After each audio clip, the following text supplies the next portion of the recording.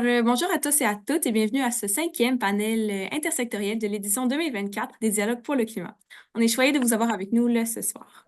Avant toute chose, même si c'est un événement qui est virtuel, il est important de reconnaître d'où nous rejoignons cet appel. La majorité de nos organisations sont basées à Tiohtià:ke, communément connu sous le nom de Montréal, qui est un territoire qui a longtemps servi de lieu de rencontre et d'échange entre les peuples autochtones, y compris les nations Haudenosaunee et Anishinaabe. Nous tenons à honorer, reconnaître et respecter ces nations à titre de gardiennes traditionnelles des terres et des lots sur lesquelles nous nous rejoignons aujourd'hui. Je vais aussi vous inviter à aller voir le lien que je vais mettre dans le clavardage pour en apprendre plus. Sinon, on tient aussi évidemment à remercier nos commanditaires et les organisations partenaires des dialogues, grâce à qui cette quatrième édition des Dialogues pour le climat est possible. Les Dialogues pour le climat, ce sont 2 semaines de rencontres intersectorielles qui coïncident avec les dates des conférences des parties à la Convention cadre des Nations unies sur le changement climatique. Donc, cette année, c'est la CDP 29 ou COP29 en anglais, qui se déroule à Bakou depuis le 11 novembre. Les dialogues offrent une plateforme qui est propice aux échanges et à l'apprentissage, que ce soit pour des sujets relatifs au CDP ou aux enjeux environnementaux qui touchent le Québec et le Canada. Les dialogues ont pour but de rehausser l'ambition climatique, de sensibiliser à l'environnement et aux négociations climatiques, en plus de mobiliser la société civile autour des CDP. Puis pour accéder à l'ensemble des événements qui sont organisés dans le cadre des dialogues, je vais mettre tout à l'heure dans le clavardage la programmation. On a encore une semaine d'événements, en plus d'un événement de clôture en personne à Montréal lundi prochain. Donc, si ça vous intéresse, je vous invite à visiter le site web et vous inscrire à tous nos événements qui sont évidemment gratuits. Puis pour cet événement, vous avez pu remarquer qu'il est enregistré. C'est pour permettre aux personnes qui ne peuvent pas assister à l'événement en ce moment de pouvoir le regarder là, en rattrapage. Donc, il va être publié prochainement sur la chaîne YouTube de Réalité climatique Canada et vous allez pouvoir là, le consulter à cet endroit. Finalement, on vous garde une période de questions à la fin, donc on vous invite à mettre vos questions soit dans le clavardage ou alors dans la boîte Q&A de votre Zoom pour pouvoir utiliser là, toute l'expertise de nos experts et expertes qui sont là ce soir. Et sans plus tarder, j'ai le grand plaisir de vous présenter votre animateur, Jamie Latvetis, qui est maraîcher et coordonnateur régional de l'engagement, pardon, ancien coordonnateur régional de l'engagement chez Réalité climatique. Donc, bonsoir Jamie, merci d'être ici ce soir. Merci Agathe et bonjour tout le monde. Ouais, je vais prendre peut-être un petit 2 secondes pour me présenter. Comme Agathe avait dit, je suis maraîcher depuis 5 ans maintenant. J'ai été élevé dans un petit village agricole en Montérégie du Sud. J'ai étudié en sciences politiques par la suite. Fait que les questions politiques, surtout politiques de l'international, puis l'impact que ça a sur les fermiers ici au Québec, c'est toujours des questions qui m'ont intéressé.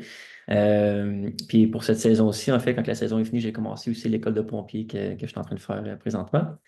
Je vais présenter maintenant les panélistes qu'on a avec nous. En commençant avec Justin Jean-Pierre, doctorant en ressources naturelles à l'Université du Québec en Abitibi-Témiscamingue. Ghislain Poisson, agronome et conseiller en agro et environnement pour le MAPAC, donc le ministère de l'Agriculture, des Pêcheries et de l'Alimentation du Québec. Et puis finalement, Marie-Ève Bernard, agronome, conseillère en agro-environnement et santé des sols chez le ministère de l'Agriculture, des Pêcheries et de l'Alimentation du Québec, le MAPAC. Sans plus tarder, je consacre à la première petite question qui se veut un peu une question d'introduction. Euh, on veut que les panélistes vous nous parlez de votre connexion euh, puis de vos champs d'intérêt pardon, par rapport au sol et à l'alimentation. Je vais peut-être passer la balle à Lucien pour commencer, puis on va pouvoir faire un petit tour de table après.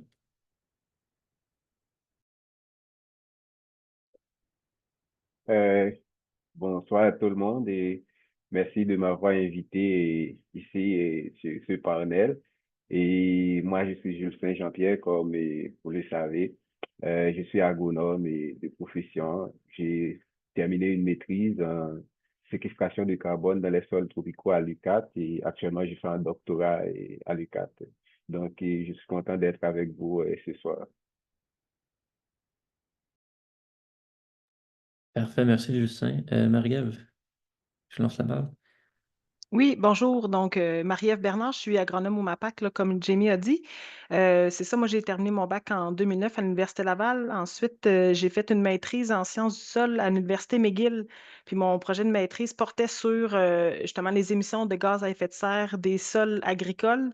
Puis c'est un projet qui était en Norvège, là, qui était hors Québec, mais on mesurait des gaz à effet de serre qui étaient émis à partir de des prairies là, dans l'ouest de la Norvège, là où il y a beaucoup, beaucoup de foin. Puis j'ai travaillé aussi quelques années à Agriculture et Agroalimentaire Canada à Québec, où on a mesuré beaucoup de gaz à effet de serre dans les champs de différentes cultures.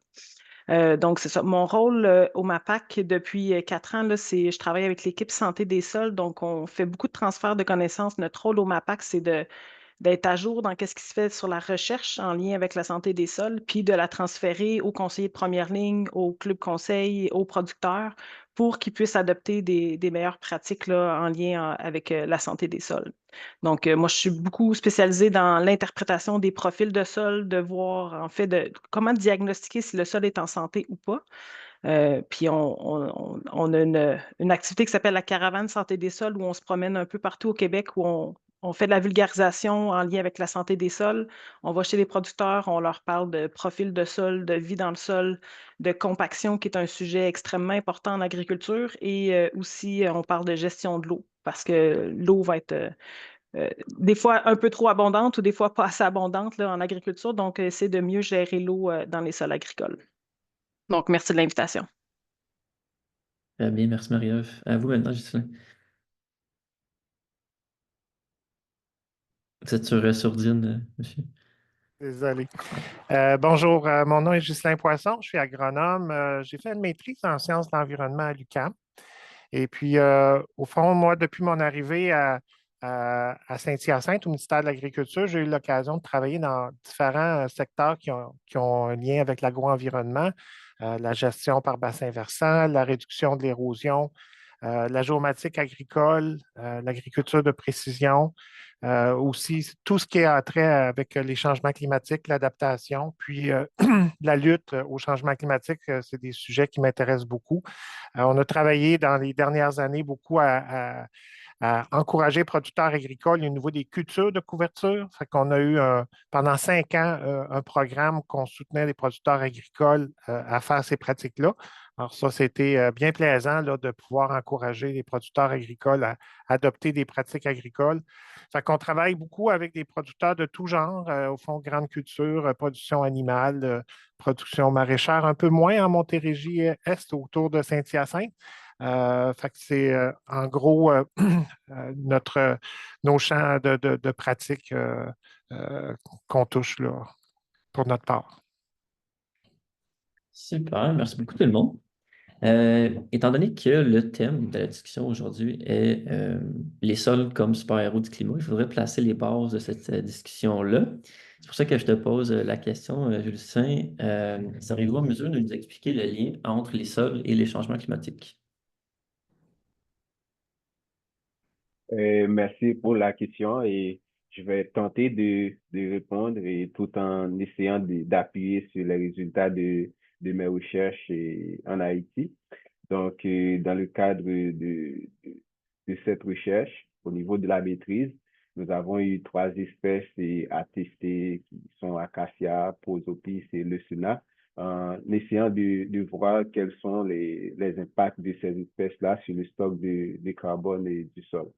Et donc, nous n'allons pas directement aborder le sol, nous allons juste faire une sorte de lien entre le sol et la plante. Donc, pour cela, nous allons répéter une phrase de Faustian en 2016. Il a dit que après les océans, le sol est le plus grand puits de carbone. Sa capacité de stockage est de 3 à 4 fois plus élevée que toute la végétation terrestre. Donc, nous allons essayer de regarder, par exemple, comment ça se fait, comment l'entrée du carbone se fait au niveau du sol. Donc, tout d'abord, ça se fait par la végétation. La végétation, elle a la capacité, à travers sa biomasse, c'est-à-dire que ce soit au niveau des feuilles, des branches, des troncs, tiges et racines, de stocker du CO2 par le processus de la photosynthèse. Donc, comme nous l'avons dit, que le sol, c'est un puits de carbone. Et nous allons faire un peu de précision. Un puits de carbone, mais c'est un réservoir qui absorbe plus de carbone, absorbe et stocke plus de carbone qu'il n'en émet. Donc, quand le réservoir absorbe plus de carbone que ce qu'il émet à travers l'atmosphère, donc il est considéré comme un puits de carbone. Donc, le CO2, c'est un gaz principal et il fait partie des gaz à effet de serre. Donc, quand le CO2 arrive au niveau de la végétation par la photosynthèse, donc ça va être distribué partout à travers la biomasse pour constituer de la matière organique. Donc, à travers les racines, il y a le CO2 qui rentre au niveau du sol. Et donc, nous allons justement essayer de partager un peu pour élucider les réponses. Nous allons essayer de partager l'écran de notre ordinateur et pour voir ce qu'on a eu comme résultat de recherche.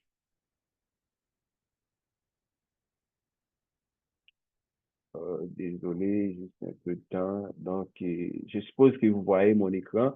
Oui. Et normalement, comme je l'avais dit, nous avons 3 espèces et dans le cadre de ma maîtrise, nous avons 3 espèces à tester. Donc, il y avait Acacia, Mangium, il y avait le Sénat et il y avait le Prosopis. Donc, ici, dans ce tableau, nous essayons de présenter donc, les stocks de carbone dans la biomasse. Dans la biomasse, c'est-à-dire au niveau des feuilles, des branches, des troncs, donc la biomasse totale. Donc, ici, dans le tableau, nous l'avons divisé en 2 parties. Il y a la biomasse racinaire et la biomasse aérienne. Donc, dans la, je dirais, 3e colonne ici, et entourée en rouge, nous avons la biomasse aérienne qu'on note BA et ici, on a la biomasse racinaire. Et qu'est-ce qu'on regarde? On a par exemple la teneur en argile, quand c'est faible, quand c'est moyen et aussi quand c'est riche en argile. Et qu'est-ce qu'on constate? On constate que quand le sol contient plus d'argile, donc ça permet de stocker plus de carbone au niveau de la biomasse. Nous n'allons pas rester longtemps. Voyons par exemple des facteurs qui peuvent influencer les stocks de carbone, qui est la végétation, puisque c'est la porte d'entrée du carbone au niveau du sol. Et ici, nous avons des résultats pour les stocks totaux pour les 3 espèces. Donc, en vert, donc nous avons vu que le acacia a stocké plus de carbone au niveau de la biomasse aérienne et la biomasse racinaire. En haut, si on considère 0 comme point d'origine, en haut, nous avons la biomasse aérienne et en bas, nous avons la biomasse racinaire et le total qui donne 3,31 mégagrammes de carbone par hectare. Donc, c'est le carbone qui est stocké au niveau de la biomasse. Donc, c'est l'espèce qui a stocké plus de carbone dans sa biomasse. Et ici, par exemple, tenant compte de la concentration, puisque la concentration, on tient compte de la concentration pour avoir les stocks de carbone. Donc, nous allons parler du stock de carbone et d'azote aussi, parce qu'il y a un lien étroit entre les deux, entre le carbone et l'azote et du sol. Donc, en rouge, qu'est-ce qu'on voit? Donc, c'est la même tendance. On voit que la concentration de carbone est plus élevée dans les sols qui ont plus d'argile. C'est la même chose pour la concentration en azote en vert. Donc ici, nous voyons que c'est plus élevé pour les sols qui contiennent beaucoup plus d'argile. Et voyons par exemple les stocks de carbone. C'est la même tendance puisque les stocks sont dérivés des concentrations. Donc nous voyons que en haut, dans le premier ici, nous avons les teneurs en argile. Par exemple, ici c'est faible. Ici, c'est moyenne. Et en mauve, ici, on a la teneur quand le sol est riche en argile. Donc, on voit que la tendance est la même. Et pour l'azote, ici, on a l'azote. Et ici, on a le stock de carbone. La tendance est la même. Et pour le carbone et l'azote, parce qu'il y a un lien entre les deux. Donc, plus le sol est riche en azote, eh bien, en argile, excuse-moi, plus il est capable de stocker du carbone ou d'azote. Et l'espèce aussi influence le stock de carbone.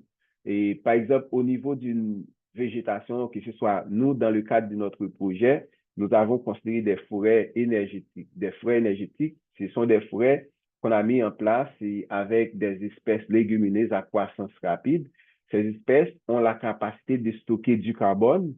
Et quand on coupe ces espèces, parce que on les utilise pour fabriquer du charbon de bois dans le cadre d'Haïti, il n'y a pas d'électricité à 100% pour fabriquer du charbon de bois. Ça a permis de réduire la pression sur les ressources ligneuses. Donc, et quand on coupe ces arbres, ces espèces ont la capacité de se régénérer seules. Qu'est-ce qu'on a remarqué parmi les 3 espèces? Donc, on a remarqué que ici, on a Acacia, ici, on a le Sénat et enfin, on a le Prosopis. Donc, c'est le Sénat, la tendance avant, Acacia a stocké plus de carbone dans la biomasse, tandis que le Sénat a stocké plus de carbone dans le sol. Donc, le stock de carbone dans le sol peut être aussi influencé par la végétation. Et ça peut être aussi à l'intérieur d'une végétation et ça peut être en comparaison avec d'autres végétations. Par exemple, si on considère un système agroforestier. Donc, quand on a mis sur place ces forêts, on a évalué les stocks de carbone qu'il y avait dans le sol. Donc, on a évalué que les stocks initiaux, à la fin, 18 mois après, il faut souligner que ces résultats, on les a eus 18 mois après, donc dans moins de 2 ans. Et qu'est-ce qu'on a fait? Et après 18 mois, on a échantillonné les sols et on a analysé ces sols et au final, on fait la différence entre les sols après la plantation et les sols avant la plantation. Donc, on a trouvé qu'il y avait des gains considérables de carbone au niveau du sol. Donc, étant donné que le sol, c'est un puits de carbone, donc il est capable d'emmagasiner suffisamment de carbone. Donc, les plantes qui sont des portes d'entrée pour emmagasiner le carbone ou bien pour envoyer du carbone au niveau du sol. Donc, le sol qui emmagasine et stocke ce carbone a permis de réduire les émissions de gaz à effet de serre. Or, le gaz à effet de serre, c'est l'un des composants principaux. Le CO2, c'est l'un des composants principaux des gaz à effet de serre. Donc, je ne veux pas tarder trop, donc, puisque c'est 5 minutes qui est allouée à la question. Donc, s'il y a d'autres choses, donc, je peux répondre après. C'était une super bonne réponse, merci beaucoup. Puis pour continuer justement sur la lancée un peu plus technique, Marielle, je vous lancerai la prochaine question. Seriez-vous en mesure de nous parler d'agri-climat puis de la démarche d'adaptation entreprise par les fermes du Québec? Oui, en fait, Agrima, c'est un projet qui est financé par le fédéral, là, mais que c'est l'UPA, l'Union des producteurs agricoles, qui gère ça ici au Québec. Agriclimat, en fait, c'est un projet qui était à la base la mission, c'était d'outiller les producteurs agricoles pour lutter efficacement contre les changements climatiques à l'échelle individuelle et collective.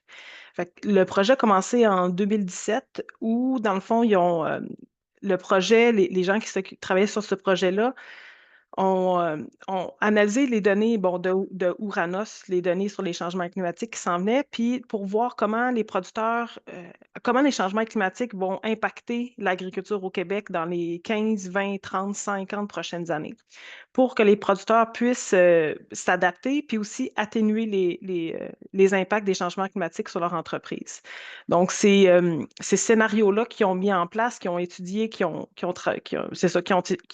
lesquels ils ont travaillé, dans le fond, ils ont travaillé ça par région, par territoire, là, dans Montérégie, centre du Québec, l'est du Québec, le nord du Québec, pour voir comment chaque région allait être impactée par les changements climatiques. Donc ça, ce projet-là, c'était vraiment la première phase, là, 2017 à 2021. Puis la deuxième phase du projet, c'est là que je pense qui est la plus intéressante et la plus concrète là, à court terme pour les producteurs. La deuxième phase, là, c'est de 2021 à 2024. C'est qu'ils ont fait des bilans carbone chez des entreprises agricoles de différentes natures, là. Donc, des producteurs qui avaient des vaches, des producteurs porcins, des producteurs aussi qui avaient seulement de la grande culture, quelques producteurs maraîchers. Donc, tantôt, Julien a parlé beaucoup de CO2, mais il faut juste rappeler que les changements climatiques, oui, c'est en grande partie lié au gaz à effet de serre, mais qu'il y a 3 types de gaz à effet de serre. Il y a le CO2, qu'on entend tout le temps, pas le monoxyde, dioxyde de carbone. Il y a aussi le N2O, qui est le protoxyde d'azote, qui est un gaz à effet de serre là, à peu près 230 fois plus puissant que le CO2. Donc, à chaque fois qu'une molécule d'N2O est produite en agriculture, c'est l'équivalent de 230 molécules de CO2 qui est émise. Donc, ça a vraiment un pouvoir assez important sur les gaz à effet de serre. Puis le troisième gaz à effet de serre, c'est le méthane, qui, lui, est principalement produit par la fermentation entérique des animaux, des ruminants, donc les vaches majoritairement, là, comme en fait les vaches, les moutons, les chèvres, qui sont des ruminants. Donc, le projet d'Agriclimat, dans le fond, son but, c'était de justement aller sélectionner ou pas sélectionner, puis c'était volontaire, les producteurs qui voulaient embarquer, qui voulaient faire leur bilan carbone, ben, il faisait la liste de toutes les actions qu'ils faisaient, les rotations de culture. Il allait voir vraiment en profondeur leur type de sol, les analyses de sol depuis plusieurs années, jusqu'à 25 ans. Il faisait toute l'analyse pour suivre la matière organique, le carbone dans les sols des producteurs. Aussi, toutes leurs pratiques par rapport à la gestion des lisiers, les animaux, s'il y avait des animaux sur la ferme, les pratiques de gestion aussi dans les rotations, les travails de sol. Donc, après toute cette analyse-là qui a pris quand même beaucoup de temps, là, c'était assez fastidieux comme travail, ben, toutes les données étaient rentrées dans un genre de chiffrier Excel ou de modélisation pour mesurer, pour calculer les bilans de GES. Donc, qu'est-ce qu'il y avait à la fin, les producteurs? Bon, il y avait aussi en lien avec le CO2, comme Ghislain a parlé, c'était aussi les cultures de couverture que Ghislain a parlé. Il y avait des questions là-dessus.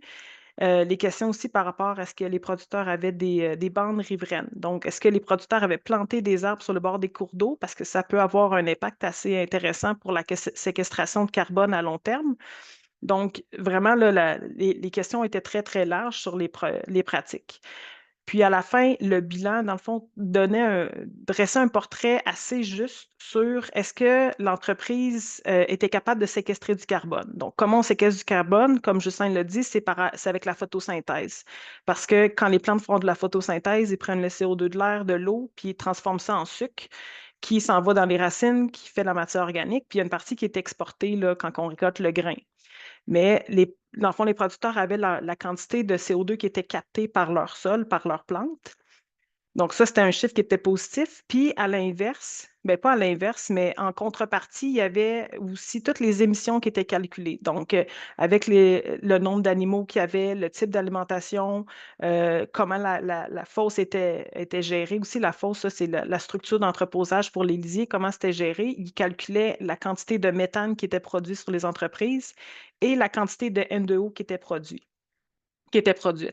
Et c'est là souvent que les producteurs avaient des petites surprises parce qu'ils s'attendaient souvent, même les producteurs qui ont embarqué dans ce genre dans le projet au départ, c'était des producteurs qui étaient novateurs, qui étaient curieux, qui voulaient savoir qu'est-ce qui se passait du côté de leur bilan carbone. Puis je me souviens dans les premières rencontres, quand AgriClimat présentait les résultats aux producteurs, il y avait certains producteurs qui étaient un petit peu euh, euh, surpris de voir à quel point ils émettaient des gaz à effet de serre, malgré toutes leurs belles pratiques qu'ils faisaient là, de rotation, de limitation du travail de sol, de culture de couverture, de limiter les engrais minéraux qui étaient appliqués sur la ferme, parce que les sols, c'est la source la plus importante de protoxyde d'azote. Donc, ils étaient surpris de voir à quel point leur sol pouvait émettre du N2O malgré leurs bonnes pratiques. C'est un peu ça, dans le fond, le volet d'AgriClimat, là, c'est de mesurer, de quantifier les émissions et la séquestration de gaz à effet de serre par les entreprises agricoles. Et ce que j'aime aussi de ce projet-là, c'est qu'à la fin, quand ils remettaient le rapport aux producteurs, il y avait, tu sais, c'était pas juste voici votre bulletin de ce que vous êtes capable de séquestrer et ce que vous émettez, mais il y avait aussi des recommandations sur comment chaque entreprise pouvait individuellement améliorer leur bilan carbone. Donc, il y avait des scénarios justement par rapport à la plantation d'arbres. Si vous faites des bandes riveraines, voici comment votre bilan pourrait s'améliorer. Si vous décidez de diminuer l'intensité de votre travail de sol, voici jusqu'où votre bilan pourrait descendre. Si vous dites, bon, ben, vous allez importer moins d'engrais minéraux, vous faites moins d'achats d'engrais, comment votre bilan pourrait descendre? Il y avait des recommandations sur comment diminuer les bilans de carbone des entreprises, que je trouve qui était assez intéressant pour les entreprises qui avaient envie de s'améliorer de ce côté-là. Donc, voilà un peu le portrait du projet AgriClimat, là, mais il y a eu beaucoup, beaucoup de popularité auprès des entreprises. Là. C'est ça, plus de 4000 personnes qui ont participé aux activités, puis ils ont fait là, au-dessus de 38 fermes pilotes là, qui ont été quantifiées par rapport à leurs émissions de GES. Là. Donc, c'est vraiment super intéressant. Puis là, l'étape, c'est qu'ils sont en train de former des conseillers, des agronomes sur le terrain pour pouvoir faire plus de bilan carbone avec les entreprises agricoles. Là. Donc, voilà un peu le portrait du projet AgriClimat. Et super, Marie-Ève, je vous relance toute une question. Ça vous dit quoi, vous, quand vous voyez que les fermiers sont surpris de voir à quel point ils vont produire des gaz à effet de serre?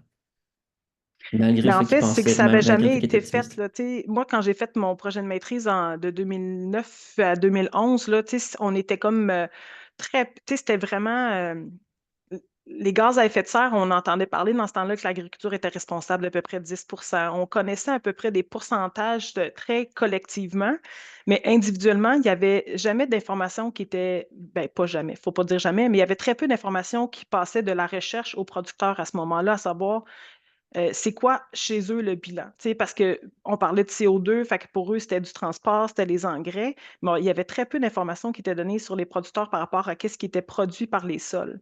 Fait qu'il y avait comme un clash un peu entre la recherche qui était faite puis l'information qui était divulguée aux producteurs. Moi, c'est ça, ça fait 15 ans de ça, fait que j'étais super contente quand ce projet-là est arrivé parce que je me disais, bon, enfin, les producteurs vont être au courant de ce qui se passe sur leur entreprise au niveau des GES. Parce qu'avant, il y avait très peu de dialogue entre, c'est ça, la recherche et les producteurs en lien avec ce sujet-là. Il y avait beaucoup d'informations qui circulaient sur réduire les engrais, diminuer le travail de sol, mais c'était jamais vraiment lié directement avec les émissions de gaz à effet de serre, là. C'est super, c'est ça. On dirait que c'est encore une science pas une science, mais mettons une façon d'analyser qui est encore nouvelle dans le monde Oui, puis tu sais, agricole. faut dire aussi la façon que c'est fait aussi avec des petites chambres qui sont répétées, puis que c'est des mesures de gaz, puis c'est très, très, très saisonnier aussi, les émissions de gaz à effet de serre des sols. Donc, Mm. c'est dur aussi même pour des conseillers de vulgariser ça aux producteurs ou de dire, regarde, on va faire un test chez vous demain matin, on va les mesurer, les gaz. C'est pas quelque chose qui se fait non plus rapidement puis facilement. Donc, de rendre ça accessible pour les producteurs, c'est difficile là maintenant. Il y a des équipements qui sont un peu plus. Ben, en fait, il fallait le faire en recherche, en petites parcelles pour être capable de quantifier, puis après ça, l'appliquer à plusieurs entreprises, mais ce n'était pas quelque chose qui se faisait nécessairement. Avant, la recherche était beaucoup en centre de recherche dans des petites parcelles. Puis de plus en plus, avec les laboratoires vivants qui sont mis en place, c'est de la recherche qui est faite chez les producteurs. Donc ça, je pense que c'est vraiment un bon pas vers l'avant pour que les producteurs se sentent un peu plus intéressés aussi à tout ce qui se fait par rapport à la recherche sur ce dossier-là, là. C'est super. Puis on parle aussi de pistes de solutions qui sont apportées à la fin de cette évaluation-là. On garde ça en tête pour tout à l'heure, là, mais de savoir si ensuite les fermiers et les agriculteurs ont les moyens de mettre en pratique ces dossiers-là et ces pistes de solutions-là. Là. Toute cette question-là, on va y revenir. Là. Pour l'instant, je vais passer à Ghislain. Je vous demande, Ghislain, si vous êtes capable de nous parler du plan d'agriculture durable du ministère de l'Agriculture qui est lié à la santé des sols. Là. Oui, je vais essayer un peu de vous parler du plan d'agriculture durable. Le ministère de l'Agriculture s'est doté d'un plan d'agriculture durable de 2020 à 2030. Et puis, pour les 5 premières années du plan d'agriculture durable, au fond, le ministère s'est engagé à consacrer 125 millions pour ces 5 années-là. Puis, dans ce plan d'agriculture durable-là, il y a des éléments qui touchent les sols plus particulièrement, puis aussi la réduction des gaz à effet de serre également. Il y a 5 objectifs dans le plan d'agriculture durable. L'objectif 2, c'est justement l'amélioration de la santé et la conservation des sols. Il y a 2 indicateurs qui ont été conservés, qui ont été ciblés pour ça, c'est-à-dire de viser à ce que 75 des superficies cultivées au Québec soient couvertes en hiver par des cultures vivantes ou des résidus de culture. Ça, ce que ça apporte, c'est vraiment de protéger les sols contre l'érosion, mais c'est aussi de garder ces sols-là vivants. C'est-à-dire que quand on laisse des résidus de culture en surface, bien, on aide toute la vie microbienne, les vers de terre, justement, pour faire leur travail, puis survivre, puis améliorer l'infiltration. Fait que ça, c'est vraiment important comme objectif. Aussi, comme indicateur, à l'effet qu'on vise d'avoir des sols qui ont un pourcentage de matière organique de 4 et plus. On vise que 85 des sols du Québec aient ce niveau-là qui est jugé un niveau adéquat, acceptable et d'un sol en santé, finalement. Il y a aussi l'objectif d'améliorer la gestion des matières fertilisantes. Le ministère vise à ce qu'il y ait une réduction de 15 des apports de matières fertilisantes azotées sur les superficies en culture, incluant les fumiers et les engrais minéraux.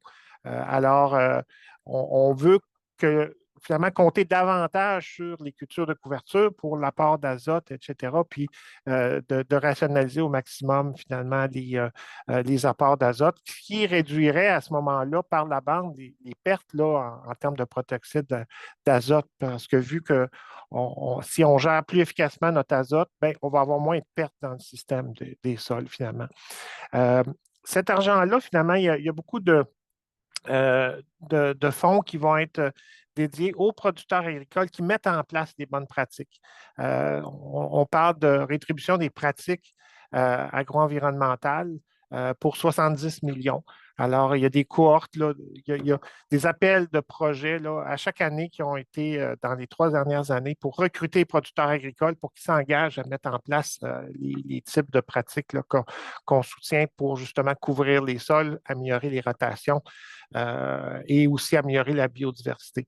Il y a aussi une enveloppe pour le développement des connaissances parce qu'il y a un nouveau fonds québécois pour la recherche dédiée sur l'agriculture durable pour un montant de 30 millions de dollars. Également, il y a beaucoup d'efforts qui se mettent au niveau de l'accompagnement, le transfert, la formation, pour accompagner les producteurs avec des conseils, des services conseils en agro-environnement et aussi toutes sortes d'activités de formation qui sont mises à leur disposition finalement pour comprendre qu'est-ce qui se passe au niveau de la ferme puis progresser éventuellement aussi au niveau de l'adoption des pratiques parce que souvent, ça prend beaucoup de soutien pour les producteurs agricoles de changer des choses dans leur système qui souvent, ils n'ont pas beaucoup de chances de se reprendre quand une saison part au printemps. Si on manque notre coup au niveau du semis, des fois, il faut se reprendre seulement l'an prochain. Alors, il faut vraiment tout mettre en place pour sécuriser les producteurs et leur donner les meilleurs conseils lorsqu'ils mettent en place des nouvelles pratiques. Ça fait un petit peu le tour, là. C'est super. On va revenir justement, je voulais vous poser la question, mais je vois qu'elle est placée un peu plus loin là, par rapport à comment c'est reçu, ces programmes-là, de la part des agriculteurs, s'il y a un engouement, s'il y a un joie d'y participer.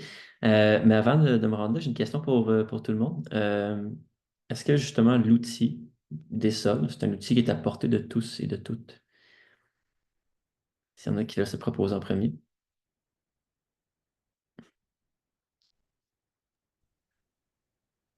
Oui. En fait, quand on dit de tous, c'est sûr qu'il faut posséder une certaine superficie pour avoir un impact, là.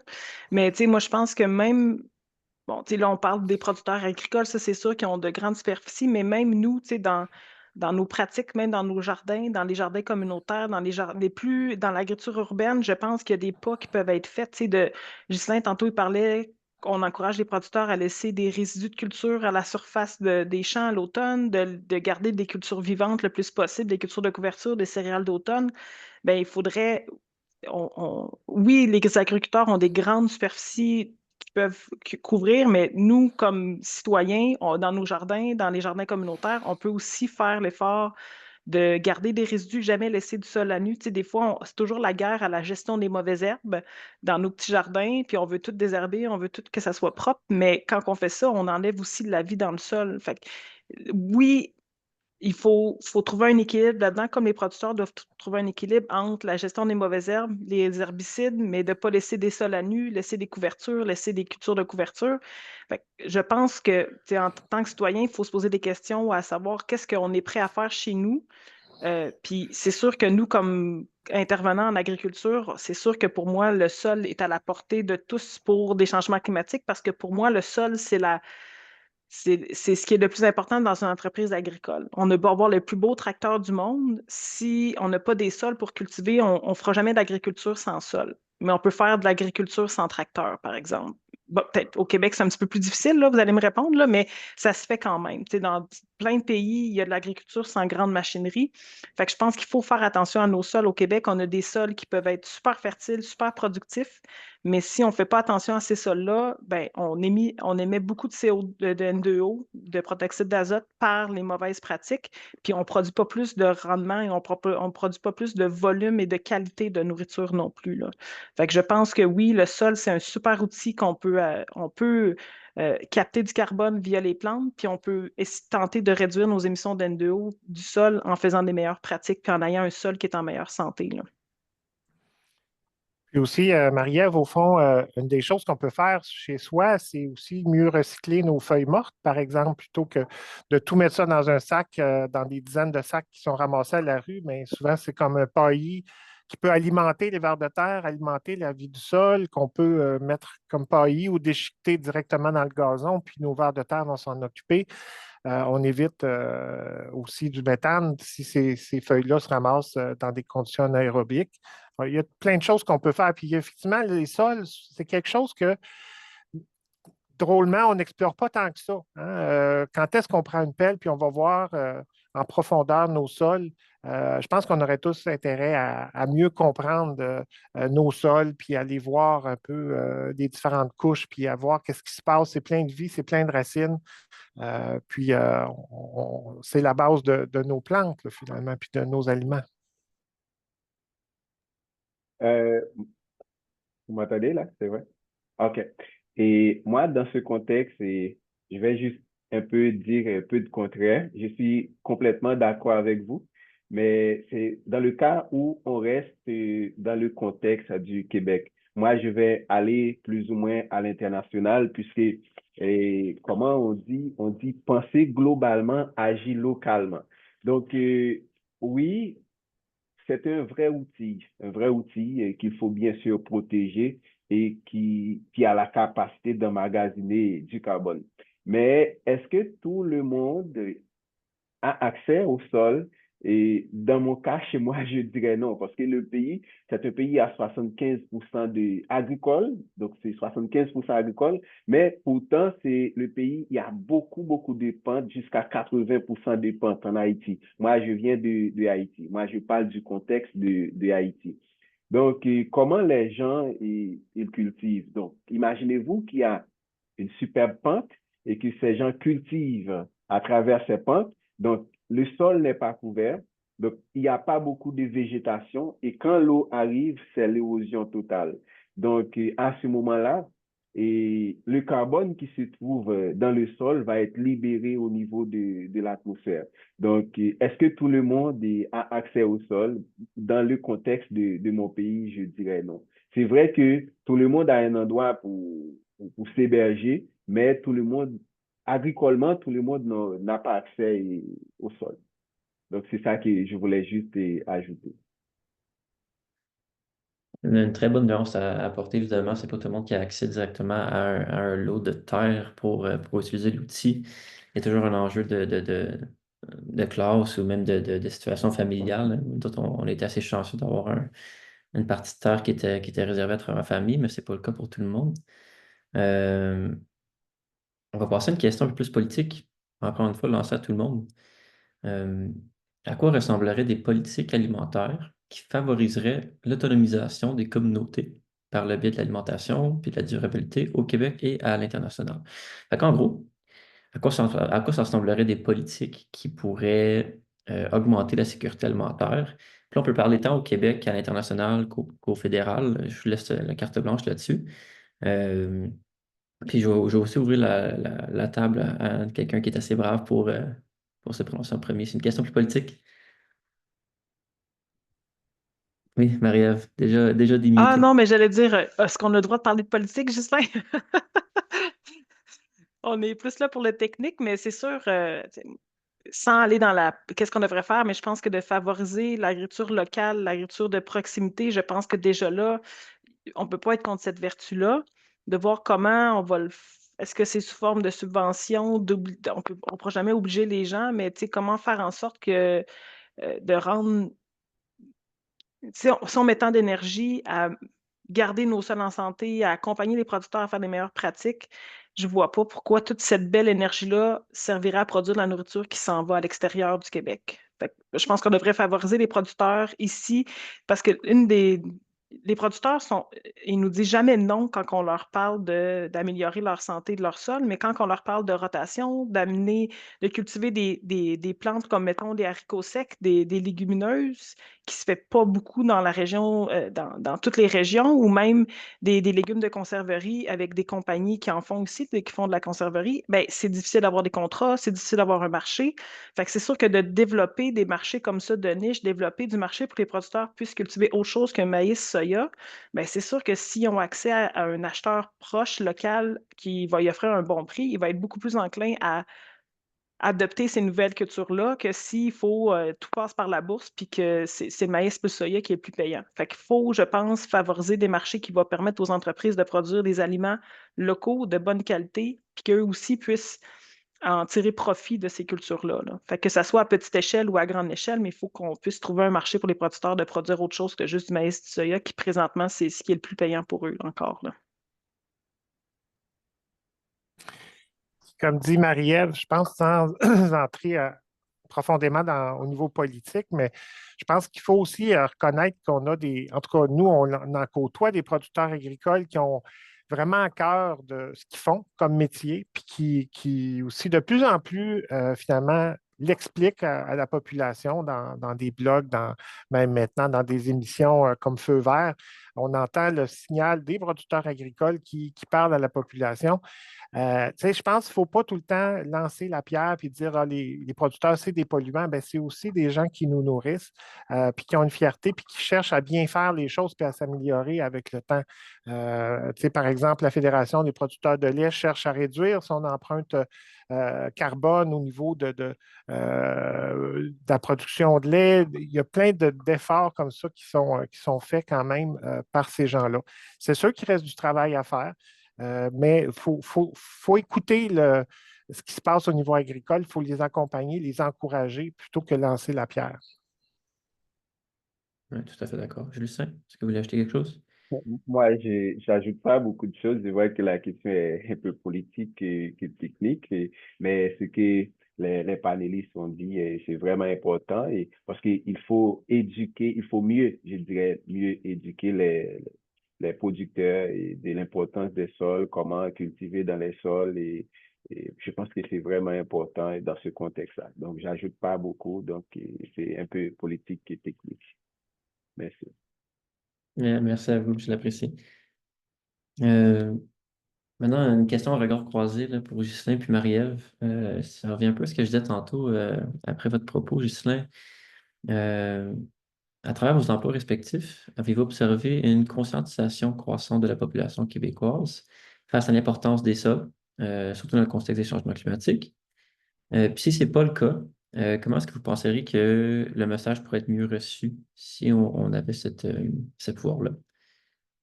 Donc, on a parlé d'agri-climat puis du programme d'agriculture durable. Est-ce que c'est des programmes, selon vous, qui ont été bien accueillis? Est-ce qu'il y avait une forte participation? Puis sinon, qu'est-ce qui manque pour que ça le soit?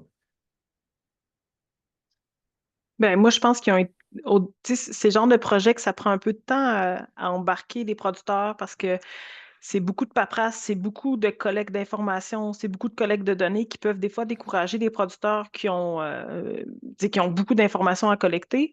Mais je pense qu'ils ont été victimes de leur succès, ce projet-là, parce que, bon, ça le démontre, là, justement, à leur petite équipe, ils ne sont pas capables de tout faire. Ils sont en train de former d'autres conseillers pour qu'ils puissent faire eux-mêmes les bilans. Les producteurs, tu sais, c'est sûr que les entreprises qui ont participé à ce projet-là ont eu leur propre bilan, leur propre bulletin, mais ils ont aussi fait des analyses de groupe, là, les gens de l'agri-climat, puis ils étaient capables de sortir justement des grandes lignes des productions laitières, production porcine, grande culture, maraîcher, biologique aussi.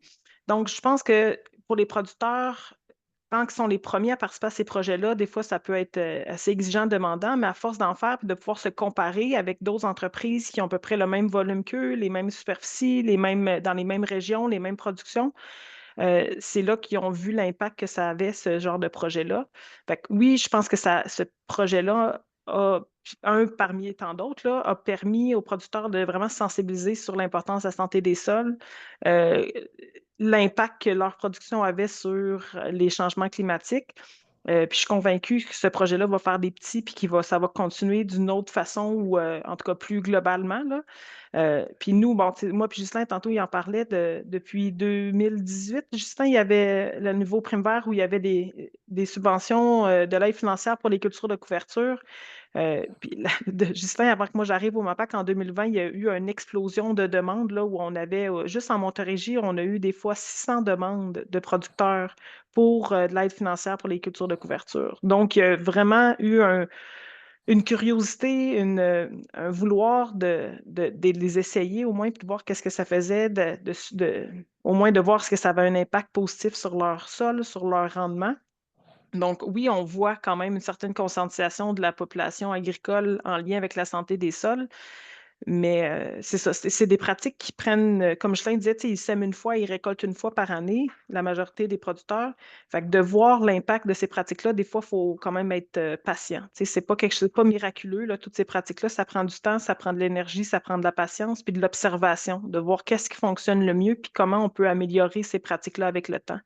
C'est pas à cause que quelque chose fonctionnait en 2018 que ça va marcher jusqu'en 2038 avec cette même pratique-là. Il faut que les pratiques évoluent avec l'état de santé du sol. Donc, c'est pour ça que moi, je mets beaucoup l'emphase dans mon travail avant de faire des changements drastiques comme ça de pratique, faites un diagnostic. Allez comprendre l'état de santé de votre sol maintenant pour être capable d'adopter la meilleure pratique qui va régler votre situation.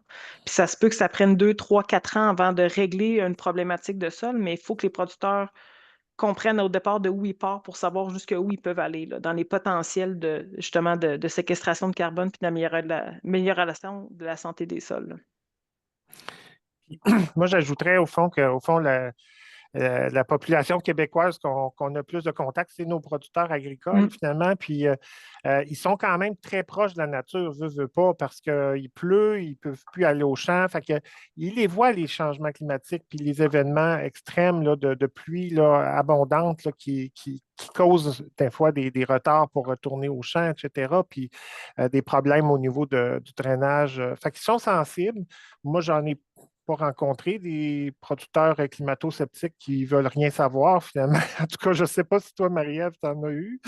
J'en ai pas eu. Fait qu'il y a une compréhension du problème. Puis il y a une plus grande ouverture à l'amélioration de la santé des sols. Là. Moi, ça fait quand même depuis l'an 2000 que je suis à Saint-Hyacinthe, fait que j'ai vu des choses que les mentalités évoluées finalement, puis comme les cultures de couverture, ça s'est beaucoup développé. C'est sûr que le soutien gouvernemental aide parce que c'est comme un investissement de temps et d'argent quand même pour les producteurs agricoles qui finit par être payant après 1 an, 2 ans. Mais sur le coup, c'est comme un investissement pour eux autres. Puis aussi, on voit plus de résidus de culture laissés à l'automne. Fait que ça, c'est positif aussi.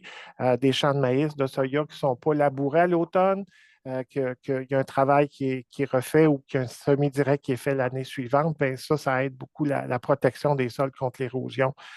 Puis aussi une compréhension sur l'importance de mieux infiltrer l'eau dans le profil du sol là, pour l'égouttement de surface. Par contre, c'est sûr que le milieu agricole a des défis. Il y a un problème de main-d'œuvre, alors puis en même temps, on augmente les superficies par ferme. Fait que, on a aussi souvent l'augmentation de la taille des machineries, augmentation de la compaction, puis ça détruit des fois la santé des sols. Fait qu'on a des forces un peu opposées qu'il faut faire avec. Puis aussi, un manque de temps des producteurs agricoles avec l'augmentation de la taille des fermes pour justement prendre le temps de faire des profils de sol. Mais il faut ramener constamment l'idée de dire qu'il faut prendre le temps de comprendre qu'est-ce qui se passe dans vos champs, dans vos sols pour faire les bonnes actions. Je comprends absolument. C'est drôle, hein? Il y a vraiment le concept du conflit entre la survivabilité financière d'une ferme qui ne veut pas être sous la pression de la spéculation internationale, puis qui est sous la pression de la vente, tout simplement. Puis de l'autre côté, il y a cette notion-là du bien-être de l'environnement dans lequel ils vont travailler. Puis là, vous avez proposé, vous parlez de solutions, mais des solutions qui viennent souvent à plus long terme, qui n'est pas toujours quelque chose qui va plaire aux agriculteurs qui veulent voir des ventes plus rapidement. Puis là, c'est aucunement une critique, c'est comme ça que le marché est. Puis dans ce conflit-là, je serais curieux de savoir quel argument fonctionne bien quand vient le temps de parler aux agriculteurs. On a parlé euh, qu'il y avait un retour sur les investissements qu'ils pouvaient faire, même si ça venait à long terme, qu'il y avait un retour à ce niveau-là. Mais je serais curieux de vous entendre quand vous parlez directement aux fermiers. Est-ce que des fois, il doit être convaincu? Puis c'est quoi les arguments qui fonctionnent le mieux?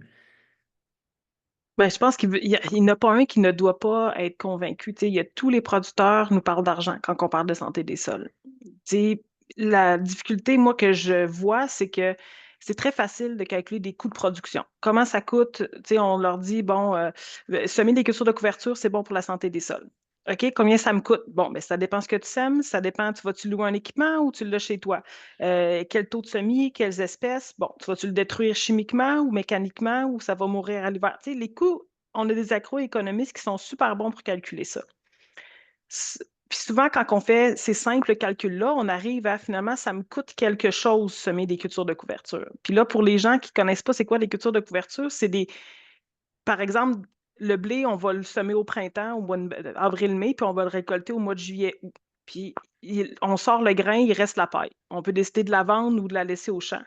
Mais les cultures de couverture, c'est des plantes qu'on va semer après cette période-là ou entre les rangs de maïs, mais qui n'est pas destiné à être récolté. Donc, c'est vraiment des plantes qu'on va semer au champ pour nourrir les micro-organismes du sol, pour nourrir le sol, pour recycler les éléments fertilisants et pour couvrir le sol, pour garder le sol couvert. Parce qu'un sol à nu, c'est un sol qui est extrêmement sensible à l'érosion, au vent, à l'effet de la goutte d'eau qui tombe là, sur la pluie.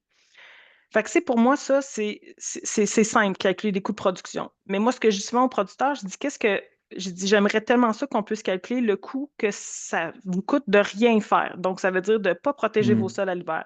La compaction, le coût de la compaction, récemment, il y a Jean Caron, qui est professeur à l'Université Laval, qui a sorti des études sur le pourcentage de champs en Montérégie qui étaient compactés, puis c'était de l'ordre de 80 à 90 des champs au Québec qui avaient de la compaction dedans.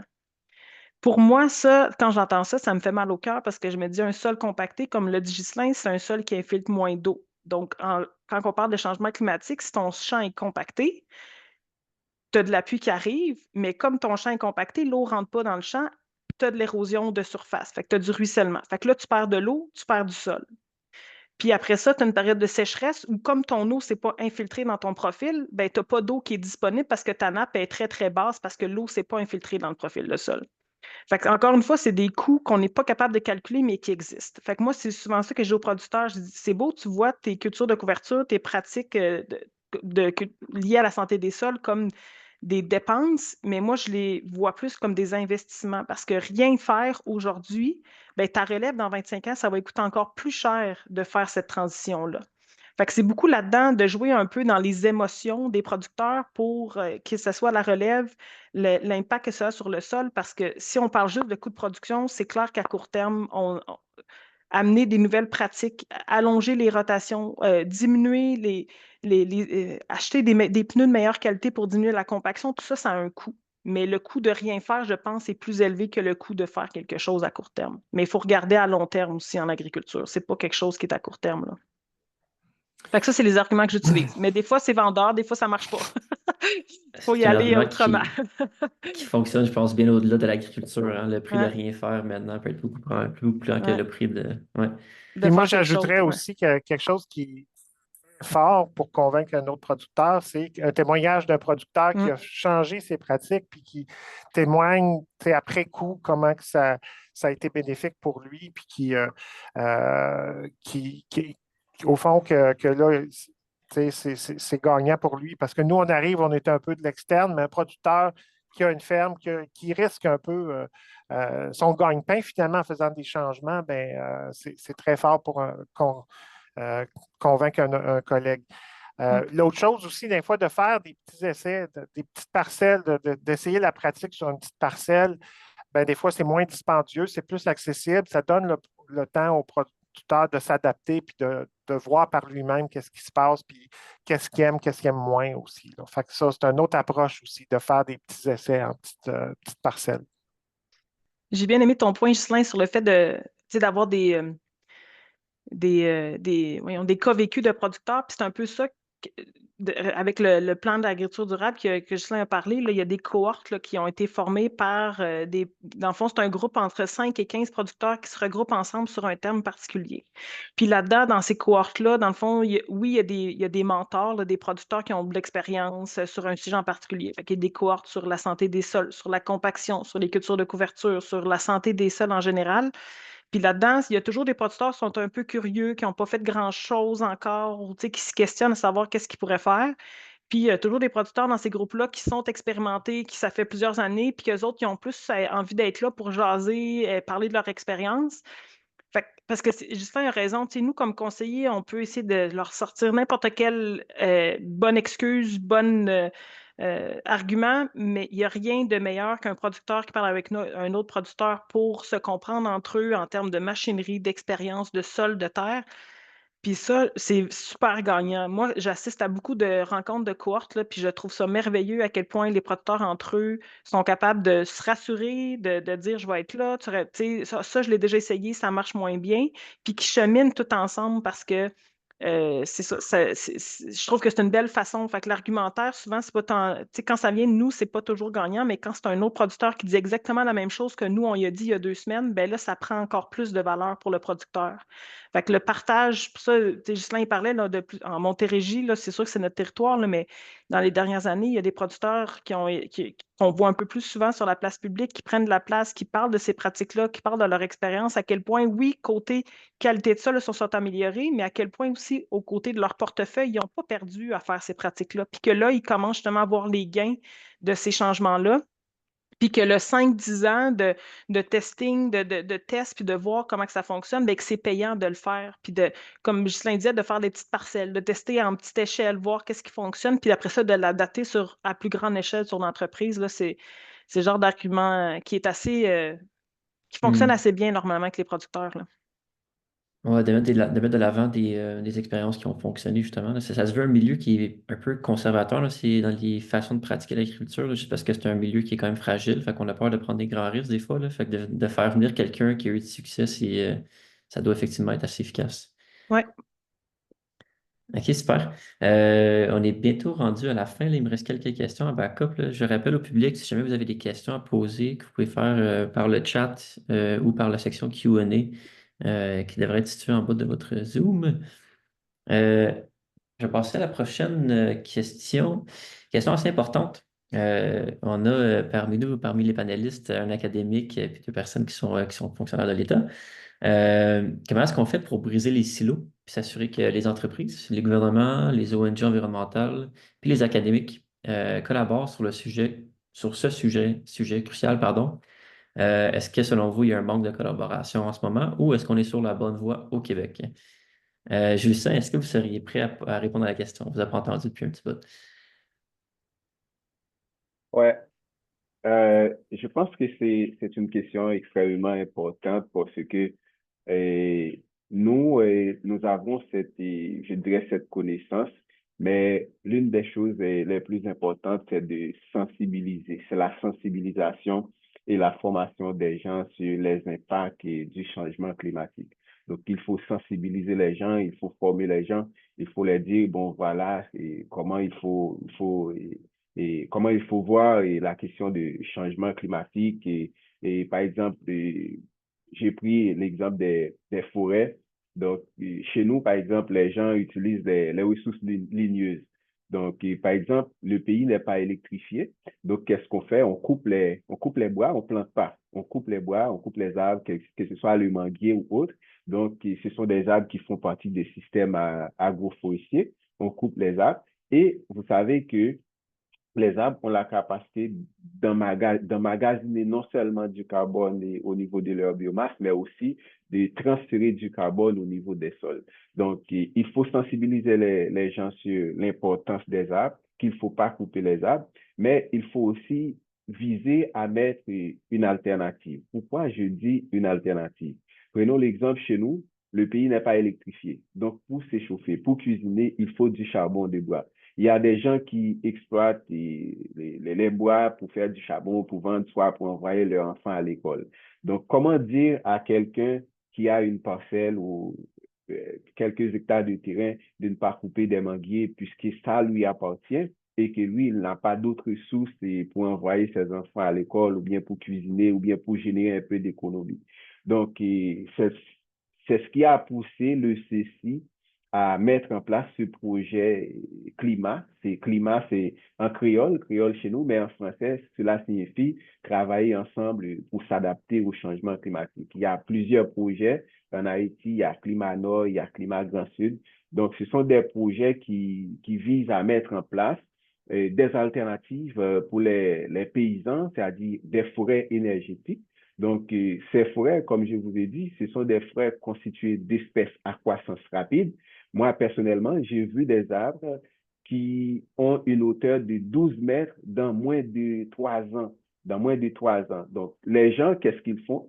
au lieu, par exemple, de couper les arbres au niveau des systèmes agroforestiers, donc ils ont coupé les arbres des forêts énergétiques. Et quel avantage qu'offrent ces arbres au niveau des forêts énergétiques? Donc, ils sont capables de se régénérer seuls. On n'a pas besoin d'apporter de l'eau, on n'a pas besoin de replanter d'autres. Donc, ces arbres sont capables de repousser seuls. Donc, dans 2, 3, 4 mois, donc on voit encore des repousses. Donc, il faut les sensibiliser. Aussi, comme je vous ai dit, il faut mettre en place d'autres alternatives.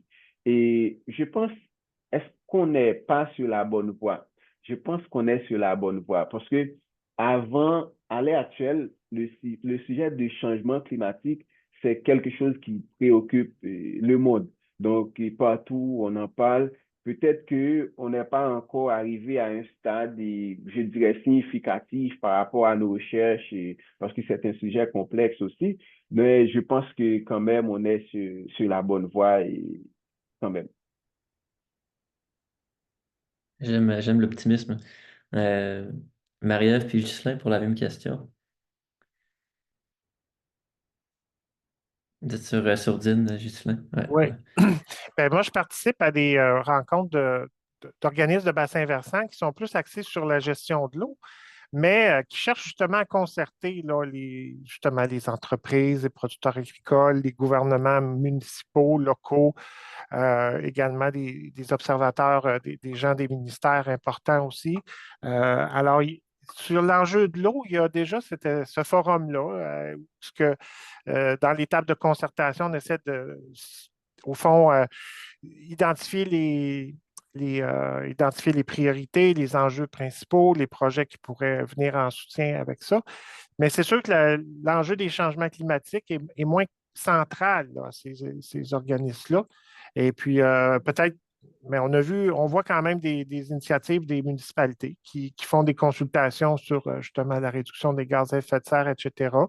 Je pense qu'il y a eu des forums aussi qui ont été organisés par les conseils régionaux de l'environnement. Mais c'est sûr qu'il y a de la place pour justement que les gens se parlent davantage. Mais bravo aux organisateurs d'organiser aussi cette activité-là qui vise justement à faire connaître ce qui se passe là, dans différents sujets au niveau des changements climatiques. Moi, je rajouterais, j'en ai parlé un petit peu, j'en ai glissé un mot tantôt, mais je pense qu'au Québec et au Canada, les centres de recherche qu'on avait avant, ils étaient, comme j'ai dit tantôt, ils travaillaient beaucoup en petites parcelles dans les centres de recherche. Puis depuis quelques années, il y a eu comme un retour à la recherche sur les entreprises agricoles. Agriculture Canada, via le laboratoire vivant du Lac-Saint-Pierre, a fait beaucoup de recherches directement chez les producteurs à cibler c'est quoi leurs besoins à eux, puis ils adaptaient leur protocole expérimental, leur sujet en fonction, bien sûr, de l'expertise des chercheurs, mais des besoins des producteurs. Parce que souvent, moi, je sentais qu'il y avait comme un écart là, entre ce que les chercheurs trouvaient, les chercheurs scientifiques ou même académiques trouvaient sur leur parcelle versus qu'est-ce que les producteurs voyaient au champ. Mais là, quand ces deux mondes-là se parlent puis qu'ils se concertent ensemble pour trouver des sujets de recherche intéressants, que les producteurs voient ce que la recherche, comment les chercheurs, les professionnels de recherche travaillent directement chez eux, bien, ils ont beaucoup plus confiance en les données qu'ils vont trouver à la fin de ce projet-là que si les chercheurs font leur projet dans les petites parcelles, puis les producteurs font ce qu'ils ont à faire chez eux. Fait que je pense de ramener tout ce monde-là à travailler ensemble, ça va permettre que les chercheurs puissent adapter le langage pour que les producteurs puissent se sentir interpellés par les résultats de recherche. Puis ça permet aux producteurs de nommer leurs besoins de recherche aux chercheurs pour qu'ils puissent adapter aussi éventuellement leur projet de recherche pour répondre aux besoins des producteurs. Parce que si on travaille en silo, il n'y a personne qui avance au final parce qu'on pense faire la bonne chose sur une entreprise, puis on pense faire la bonne chose en recherche, mais il faut que la recherche qui se fait dans les centres de recherche à l'université, dans les centres de recherche privés aussi, puisse répondre aux besoins des producteurs là, en termes d'adaptation au changement climatique ou de réduction des gaz à effet de serre. Là. Justement, les producteurs, dans le cadre d'AgriClimat, justement, je me souviens qu'il y avait plein de questions qui disaient, si mes résidus de culture, si moi je fais du semi-direct et ce n'est pas enfoui dans le sol, est-ce que ça fait une différence? Mais les chercheurs n'ont pas nécessairement étudié ce dossier-là. Ils n'étaient pas capables de comparer si les résidus étaient enfouis avec un travail de sol ou si c'était laissé en surface. Fait que c'est sûr que ce projet-là a permis de mettre de l'avant certaines problématiques ou un manque de données scientifiques sur certaines pratiques que les producteurs faisaient pour avoir réponse aux questions des producteurs, là. Fait que il y a des choses qui se font, mais encore une fois, tu sais, ces grands projets-là de laboratoire vivant, c'est souvent dans des petits secteurs ciblés. Fait qu'il y a certains producteurs quand même qui ne sont pas impliqués là-dedans, là. Mais je pense qu'il y a quand même, c'est déjà mieux qu'il y a 10-15 ans, je dirais, là, quand même, là. La recherche s'est quand même rapprochée un petit peu des producteurs, plus que qu'est-ce que j'ai vu au départ quand j'ai fait ma maîtrise, disons, là. Et j'aimerais aussi ajouter ce que Marie-Ève vient de dire sur l'aspect agricole, par exemple. Je pense que il faut envisager à réduire le travail des sols. Pourquoi? Par exemple, quand on fait de l'agriculture, donc on retourne le sol, donc on retourne le sol, le carbone, il est stocké au niveau du sol, par exemple, par occlusion à travers la matière organique. Donc, quand on retourne le sol, donc on a tendance à libérer le carbone qui est stocké dans le sol. Donc, libérer le sol plus souvent, c'est comme quoi on a tendance à travailler le sol, désolé, travailler le sol plus souvent, c'est comme quoi on a tendance à libérer le carbone et qu'il stocke. Or, nous, qu'est-ce qu'on cherche? On ne cherche pas à libérer le carbone, on cherche à en stocker. Donc, je pense que sur l'aspect agricole, il faut envisager ça aussi. Je suis assez Agathe, d'accord par rapport au allez-y. carbone, mais la problématique que moi je vois depuis plusieurs années, c'est que justement, mettons, il y a 25 ans, quand au Québec, on a dit aux producteurs, faites du semi-direct. Ça veut dire travaillez plus vos champs, semez directement au printemps. Pour les producteurs qui avaient déjà des sols en santé, il n'y a pas eu de problématique. La transition s'est faite bien. Il n'y a pas eu de problématique. Mais pour les producteurs qui ont embarqué dans cette idée-là, sans faire de diagnostic au départ, où il y avait de la compaction, où les sols n'étaient pas en très bonne santé physique, ça veut dire que les sols étaient denses, ben oui, ils stockaient un peu plus de carbone parce qu'il y avait moins de minéralisation et qu'il n'y avait plus de travail de sol, mais il y avait plus de protoxyde d'azote, d'N2O qui était émis parce que ces sols-là, comme c'est des sols plus compacts, il y a moins d'oxygène, puis il y a plus de libération d'N2O pour une même quantité d'azote. Fait que je pense que oui, éventuellement, on souhaite que tous les producteurs travaillent moins leur sol pour garder le plus de carbone possible dans le sol, mais je ne pense pas qu'il faut que ça se fasse au détriment, ben, sans passer par l'étape du diagnostic, de vraiment comprendre c'est quoi l'état de santé de notre sol maintenant. Puis si notre sol est en santé, effectivement, on peut diminuer l'intensité du travail de sol pour faire du semi-direct, mais si le sol est malade, s'il n'est pas en santé, s'il y a de la compaction, ben, il faut d'abord régler cette problématique-là avant de faire l'absence de travail de sol, mais je suis parfaitement d'accord. Dans des champs qui sont en santé, on devrait arrêter de les travailler, puis on devrait travailler avec la santé du sol qui va permettre ces échanges gazeux-là, puis de nutriments, puis de santé du sol, là. Effectivement. OK, Voilà. super. Voilà. On a pas la question du public. J'avais une question qui était un peu, que j'avais réservée pour la fin, là. C'est un peu le, le- le- l'éléphant dans la pièce, disons, là. Je serais curieux de vous entendre là-dessus. Comment est-ce que vous voyez le rôle du consommateur dans tout cet enjeu-là? Je vais la laisser aussi simple que ça, la question. Je vais vous laisser aller comme vous le sentez. La Ah, je le question? sais. Non, Ouais, non. c'est le rôle du consommateur. On parle beaucoup des agriculteurs, puis on sait qu'ils sont souvent à la merci des consommateurs, du marché en soi. Est-ce qu'il y a des campagnes de conscientisation, d'éducation qui devraient être faites? Quelle ampleur, en fait, quelle proportion de cet enjeu de changement climatique est entre les mains des consommateurs?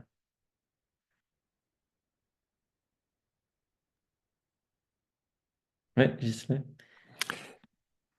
Euh, ben, je pense que le consommateur a un rôle important, au fond, de s'informer sur les produits qu'il consomme, puis c'est quoi les conditions aussi là, de production, aussi d'avoir comment dire, une compréhension aussi de ce qui se passe à la ferme, puis du cycle aussi de production, finalement, de faire des choix éclairés, au fond, selon ce qu'il veut encourager aussi. Il n'y a pas juste l'aspect idéologique bio versus conventionnel, mais c'est plus compliqué que ça. Là, est-ce qu'on achète local? Est-ce qu'on achète le moins cher? Je pense que c'est important de comprendre un peu là, qu'est-ce qu'il y en est vraiment, là, pas juste de se baser sur des perceptions Est-ce que des fraises, d'aller au fond des choses au niveau scientifique, ou si, parfois peut-être que des fraises produites en saison qui ont voyagé un petit peu plus peuvent être finalement moins pires qu'une serre chauffée avec une fournaise au mazout pour faire pousser des fraises au Québec à -15. C'est un exemple qui ne se veut pas nécessairement définitif, mais l'importance de s'informer avant de faire ses choix de consommation, c'est important. J'ajouterais aussi d'éviter, par exemple, le gaspillage. Donc, par exemple, quand on gaspille les produits, donc ça va susciter de la part, c'est comme quoi, et le consommateur, lui, il exige l'agriculteur de produits. Donc, on a les produits, on gaspille, on consomme pas. Lui, l'agriculteur, il est obligé de produire pour satisfaire aux besoins des consommateurs. Je pense que c'est un point qui pourrait, je dirais, qui pourrait être important eh bien, pour que les consommateurs puissent savoir comment ça fonctionne et puissent mieux s'éduquer et aussi pour éviter les... Donc, c'est ce que je pourrais ajouter. Bien, je pense que les 2 points importants que j'avais en tête ont été dits, réduire le gaspillage alimentaire, puis que les consommateurs puissent être mieux informés parce que nous, de notre côté, comme conseillers avec les producteurs, on fait notre possible pour leur transmettre de l'information, des sensibiliser, de leur donner des formations en lien avec les pratiques agricoles, la santé des sols. Mais je pense que c'est aussi le rôle des consommateurs de s'informer, de s'éduquer par rapport au cycle de production. Pour des gens qui ne connaissent pas beaucoup l'agriculture, c'est souvent un monde qui est très, très peu connu. On voit les tracteurs l'automne, on sent l'odeur du lisier qui est appliqué au printemps puis à l'automne, mais quand on n'est pas né sur une ferme, c'est pas tout le monde qui connaît très bien la réalité des producteurs agricoles. Fait que c'est sûr qu'il faut. On parlait de silo là, entre la recherche puis les agriculteurs, mais je pense qu'il y a aussi un silo entre les consommateurs puis les producteurs. Fait que de rapprocher ces deux mondes-là pour qu'ils puissent mieux se comprendre. Mais effectivement, moi, je pense que le point le plus important, c'est réduire le gaspillage alimentaire parce que ça n'a pas de sens à quel point on jette la nourriture. Puis ça, ben, on utilise des ressources, du transport, puis il faut les gérer à la fin après le gaspillage, là. Fait que c'est dans les dépotoirs ou dans le compost, mais tu sais, oui, c'est circulaire là, quand on composte, mais au final, tu sais, si on réduisait à la source puis il y avait moins de gaspillage, tout le monde serait gagnant de ça, là, de voir parce qu'on en produit, je pense que sur la planète, on en produit assez de nourriture, mais peut-être pas de façon équitable et dans les populations, là. Mais en termes de quantité, je pense qu'elle est là. Mais c'est juste de savoir comment on peut mieux la gérer pour que tout le monde en ait de la qualité aussi, là. Je pense aussi que quand on s'informe beaucoup aussi, on se rend compte que la production agricole au Québec a des normes de qualité très élevées, puis finalement euh, maintient quand même beaucoup de fermes familiales, de taille humaine encore, qui sont euh, proches d'un équilibre avec la nature, avec les écosystèmes dans lesquels ils se trouvent. Au fond, on a beaucoup travaillé au niveau de l'équilibre des engrais de ferme avec les terres au Québec pour éviter justement qu'il y ait des fermes qui soient en immense surplus de fumier. Alors, ça fait en sorte un peu qu'il y a quand même peut-être un meilleur équilibre entre les sols et les élevages au Québec qu'ailleurs en Amérique du Nord, probablement, là. Fait que ça, c'est un exemple, là. Puis aussi, les normes de salubrité sont très, très bonnes au Québec. OK, super, merci tout le monde. Je vais peut-être poser une dernière petite question facile avant qu'on passe à la clôture. Est-ce que vous croyez que le Québec est sur le bon chemin? Puis je vous inviterai à faire peut-être un comparatif même avec l'Haïti en termes de politique agricole, si vous êtes à l'aise. Donc, question plutôt facile. Marie-Ève, je mets un peu sur la Ah, j'avais lumière. juste pas refermé. Ben, c'est le bon chemin. Je pense que oui, tu sais, les producteurs, on- récemment, il y avait des revendications par rapport justement à la réciprocité des normes parce qu'il y a des produits qui sont des produits agricoles qui sont produits dans d'autres pays qui sont importés ici alors qu'ils n'ont pas les mêmes normes du niveau agro-environnemental. Puis ça, même à l'intérieur du Canada, il y a des différences. Les producteurs au Québec sont plus réglementés que certains producteurs juste à côté en Ontario, au Nouveau-Brunswick. Donc, c'est sûr que pour certains, ils voient ça un peu comme une compétition déloyale où ils ont le même prix du marché, ils payent le prix des engrais, le même prix ou même des fois plus cher à cause de certains critères, de certains paramètres. Mais au final, ils ont le même prix pour la vente, le prix des terres qui est plus cher ici. Fait que je comprends certains producteurs d'être frustrés par rapport à ça, mais moi, je crois que c'est pas en enlevant toutes les barrières environnementales et législatives qu'on va nécessairement produire la meilleure qualité. Moi, je pense qu'on est sur la bonne voie en termes Je pense pas qu'il faut, dans le sens que ce que je veux dire, c'est qu'il faut pas dire, bon, ben, si ailleurs ils produisent avec des normes moins élevées, on va enlever nos normes ici au Québec. Moi, je pense qu'il faut garder nos normes, conscientiser le consommateur justement par rapport à ça, que de fait que, tu sais, quand vous achetez au Québec, il y a des normes qui sont plus sévères qu'ailleurs.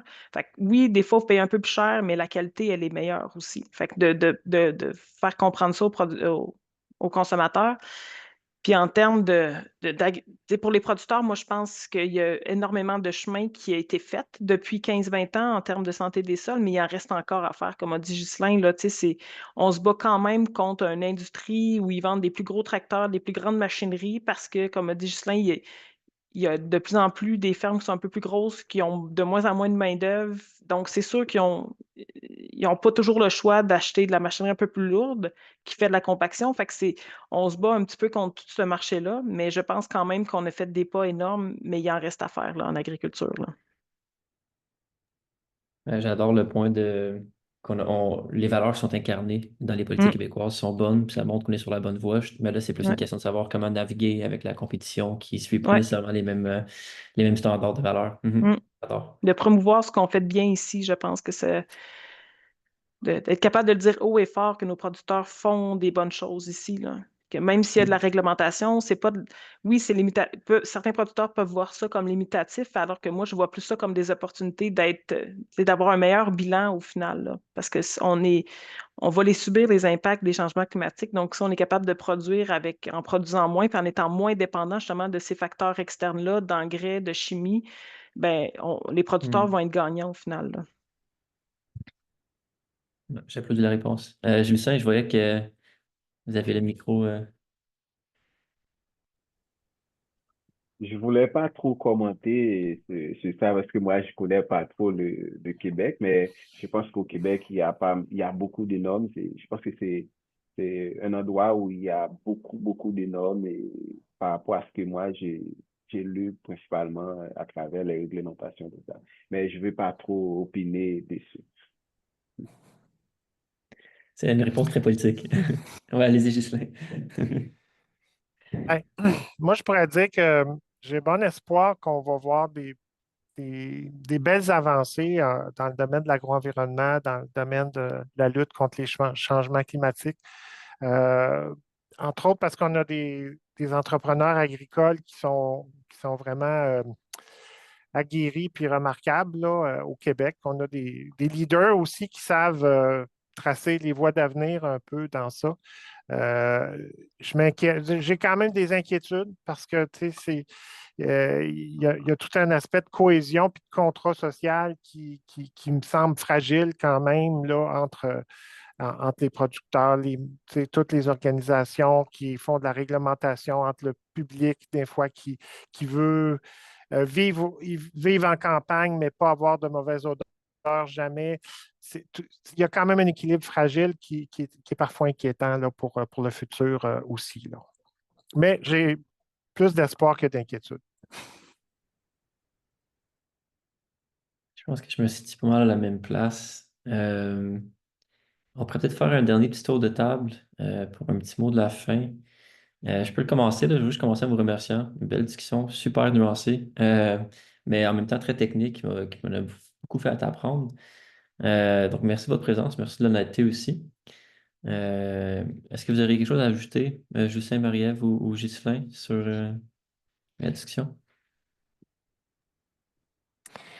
Ben, moi, je pense qu'il faut aussi, au niveau scientifique, au niveau curiosité, rester ouvert à des choses qu'on n'avait pas vu venir. Je pense que moi, je m'intéresse depuis plusieurs années à au potentiel du biochar pour les sols agricoles. On n'en a pas parlé jusqu'à maintenant, mais Justin mentionnait qu'en Haïti, on produit du charbon de bois pour justement faire la cuisson des aliments, pour rebrûler, mais il y a aussi possibilité de prendre de la biomasse, de la pyrolyser, puis d'en faire un amendement intéressant pour les sols qui va être durable, qui va justement être une forme de carbone très, très durable dans le temps dans nos sols, puis aider notre bilan aussi là, au niveau des gaz à effet de serre en stockant justement à long terme du carbone.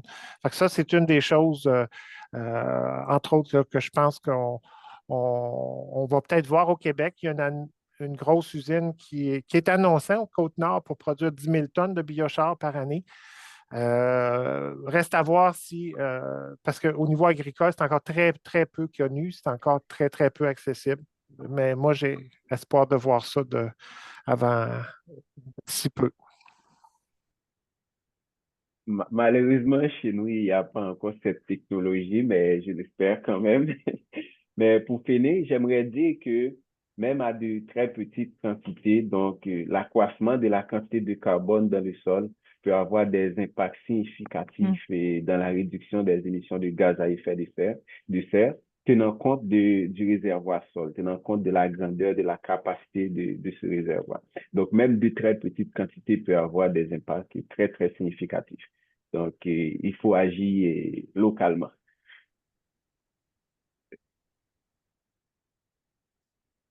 Oui, ben, je finirais moi en disant que dans les dernières années, il y a beaucoup de nouvelles connaissances qui nous ont été transmises par les chercheurs. Juste quand je regarde ce qu'on nous disait par rapport justement à la formation de la matière organique il y a 15 ans, quand j'ai terminé mes études au baccalauréat, versus maintenant, qu'est-ce qu'on sait par rapport à la formation de la matière organique, les connaissances ont tellement évolué que je pense que c'est encore plus important qu'il y ait des échanges entre les chercheurs, les conseillers agricoles, les producteurs pour que toutes ces nouvelles connaissances-là liées au sol, au changement climatique puissent être transférées, pour que les producteurs aient cette connaissance-là et le pouvoir de prendre des décisions éclairées sur leurs pratiques agricoles. Parce que le sol, c'est un outil pour produire, mais c'est aussi un capital pour une société. Si on ne fait pas attention à nos sols, on va être de moins en moins capable de produire de la nourriture. Donc, je pense qu'il faut que les producteurs puissent être conscients de la vulnérabilité, mais aussi du potentiel de leur sol agricole pour qu'ils puissent mieux produire avec le moins d'intrants possible, puis le plus de liberté, justement, d'être moins dépendant de ce qui se passe autour là, des changements climatiques pour que le sol soit le plus résilient possible avec le temps. Là. Ça passe par les connaissances. S'ils embarquent dans ce genre de projet-là, tant qu'on n'a pas la connaissance, on ne peut pas faire des choix éclairés. Fait que je pense qu'il y ait le plus de connaissances possibles qui soient transférées, vulgarisées aux producteurs agricoles qui n'ont pas le temps de lire des rapports de recherche. Mais il faut que ça soit bien vulgarisé pour qu'ils puissent bien comprendre, bien saisir les nuances justement entre les différentes pratiques, puis que leur valeur, tu sais, qu'ils soient bien dans ces changements-là. Il ne faut pas qu'un producteur y aille de reculons, sinon on fait des plus grands pas. Fait que, tu sais, qu'ils soient bien accompagnés, qui comprennent bien qu'est-ce qu'il fait, puis qui soient capables d'observer les changements, là, je pense que c'est la base pour une transition qui réussit pour les producteurs en lien avec les changements climatiques. Là. Ouais, je pense que ça finit absolument bien la discussion. Agathe, je te relance le micro pour les petits mots de la fin. Oui, ben écoute, je tiens simplement à dire un grand merci là, à Jamie, Ghislain et Marie-Ève pour merci d'avoir pris un moment là, de votre soirée pour nous partager votre expertise. Je pense que je parle au nom de tout le monde là, quand je dis qu'on a beaucoup appris ce soir, donc merci beaucoup. Puis je tiens aussi là aux personnes qui écoutent dans la salle et en rattrapage plus tard à vous rappeler qu'on a d'autres événements cette semaine et jusqu'à lundi prochain, des dialogues. Donc je vous invite à visiter le reste de la programmation là, en ligne sur notre site dialogue avec un S pour le climat.com. Mais c'est ça, c'était vraiment juste un grand merci. Puis je vous souhaite là, une excellente soirée. Donc, merci à tous et toutes. Merci. Merci.